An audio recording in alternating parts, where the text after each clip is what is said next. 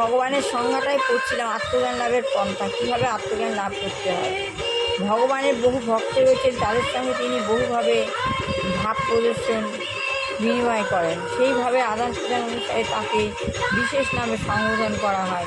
যেহেতু তার অসংখ্য ভক্ত রয়েছে, তাদের সঙ্গে তিনি অসংখ্যভাবে সম্পর্কিত, তাই তার অসংখ্য নাম রয়েছে।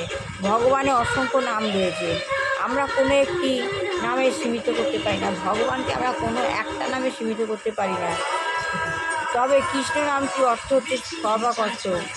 ভগবান সকলকে আকর্ষণ করেন, সেটি হচ্ছে ভগবানের সংজ্ঞা। আমরা কৃষ্ণের বহু ছবি দেখেছি, তাতে আমরা দেখতে পাই যে গাভীদের, গোবৎসদের, পাখিদের, পশুদের, গাছপালার, অর্থাৎ এমনকি বৃন্দাবনে জলকে পর্যন্ত আকর্ষণ করে। মানে কৃষ্ণ সকল কিছুকে আকর্ষণ করছে, পশু পাখি, বৃন্দাবনের জল। তিনি গোপবালক, গোপবালিকা, নন্দ মহারাজ, পাণ্ডব, সমস্ত মানব সমাজকে আকৃষ্ট করছে। তাই ভগবানকে যদি বিশেষ কোনো নাম দেওয়া যায়, তাহলে নামটি হচ্ছে কৃষ্ণ। তাহলে ভগবানকে যে নামটি দেয় তা হলো কৃষ্ণ। সমস্ত বৈদিক শাস্ত্রে সংকলন করেছিলেন তিনি। তিনি ব্যাসদেব পিতা পরাশর মুনি ভগবানের নিম্নলিখিত সংজ্ঞাটি দিয়েছিলেন। তিনি বৈদিক শাস্ত্রে সংকলন করেছিলেন যে ব্যাসদেব তার পিতা পরাশর মুনি ভগবানের নিম্নলিখিত সংজ্ঞাটি দিয়েছেন। সংজ্ঞাটি হচ্ছে ঐশ্বর্যস্য সমগ্রস্য বীর্যস্য যশস্য শ্রিয় জ্ঞান বৈরাগ্যশ্চৈব যশ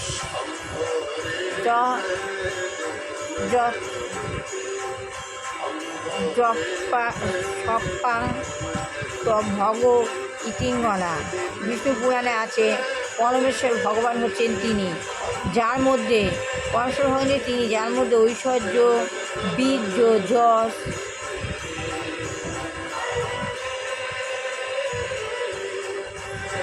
শ্রী, জ্ঞান এবং বৈরাগ্য পূর্ণরূপে বর্তমান রয়েছে। তাহলে ভগবান হচ্ছেন তিনি, যার কাছে সমস্ত ঐশ্বর্য, বীর্য, যশ, শ্রী, জ্ঞান, বৈরাগ্য পূর্ণরূপে বর্তমান। ঐশ্বর্য মানে সম্পদ, যশ নাম সুনাম, শ্রী সৌন্দর্যবোধ, জ্ঞান বেশ সম্বন্ধে জ্ঞান, বৈরাগ্য ধর্মদিকে মন, যেটা সনাতন ধর্ম সবাই করতে পারে না। তাহলে পরমেশ্বর ভগবান হচ্ছে ঐশ্বর্যে অধীশ্বর। ভগবান পরমেশ্বর হচ্ছেন এক কথায় ঐশ্বর্যে অধীশ্বর। পৃথিবীতে বহু ঐশ্বর্যশালী মানুষ রয়েছেন, কিন্তু কেউই বলতে পারেন না যে তিনি সমস্ত ঐশ্বর্যে অধীশ্বরী। কেউ বলতে পারে না যে তিনি সকল ঐশ্বর্যে অধীশ্বর, কিংবা কেউ বা দাবি করতেও পারে না যে তার থেকে বেশি ঐশ্বর্যশালী আর কেউ নেই। এটাও কেউ দাবি করতে পারে না। কেউ বলতে পারে না যে আমি সবচেয়ে ঐশ্বর্যশালী, আবার কেউ বলতে পারে না যে আমার থেকে বেশি ঐশ্বর্যশালী আরও কেউ নেই। এটাও কেউ বলতে পারে না।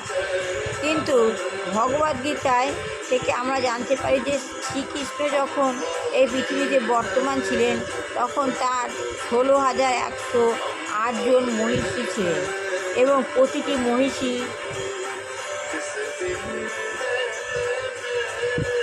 মণিমাণিক্য খচিত মর্মসে প্রাসাদে বাস করতেন। সেই প্রাসাদে প্রতিটি কক্ষ হাতির দাঁত, সোনার তৈরি আসবাবপত্র সজ্জিত, সর্বত্রই অসীম ঐশ্বর্যশীল।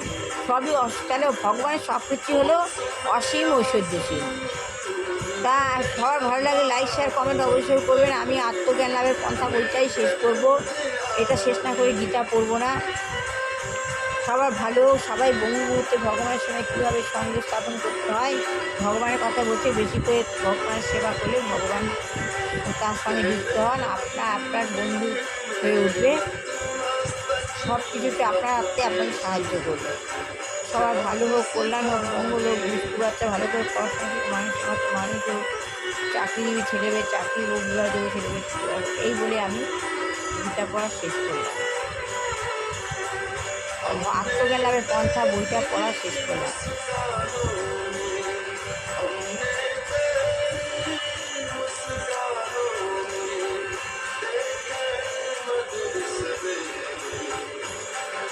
শ্রী শ্রী গৃহপতি পরম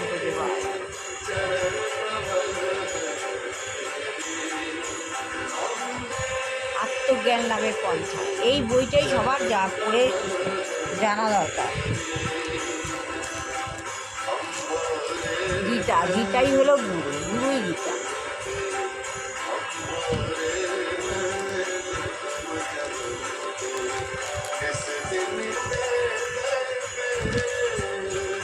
ও মা সরস্বতী লক্ষ্মীতে পায়।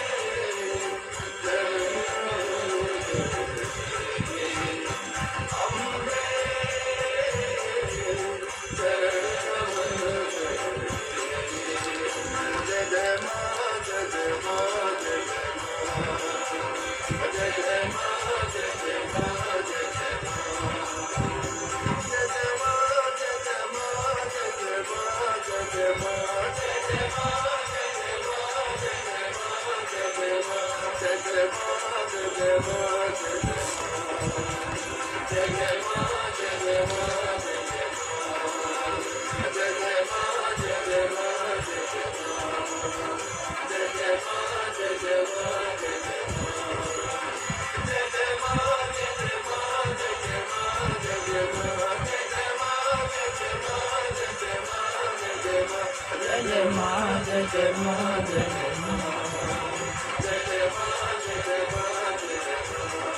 हरे कृष्ण कृष्ण कृष्ण हरे हरे हरे राम राम हरे राम। প্রভুপাদকে বলেছিলেন না ভগবানের নাম প্রচার করতে। আমিও ভগবানের কাছে সবার কাছে গীতার প্রচার করতে চাই। আত্মজ্ঞান লাভ কীভাবে হয় সেটাও প্রচার করতে চাই। এইগুলো আমি শেষ করি।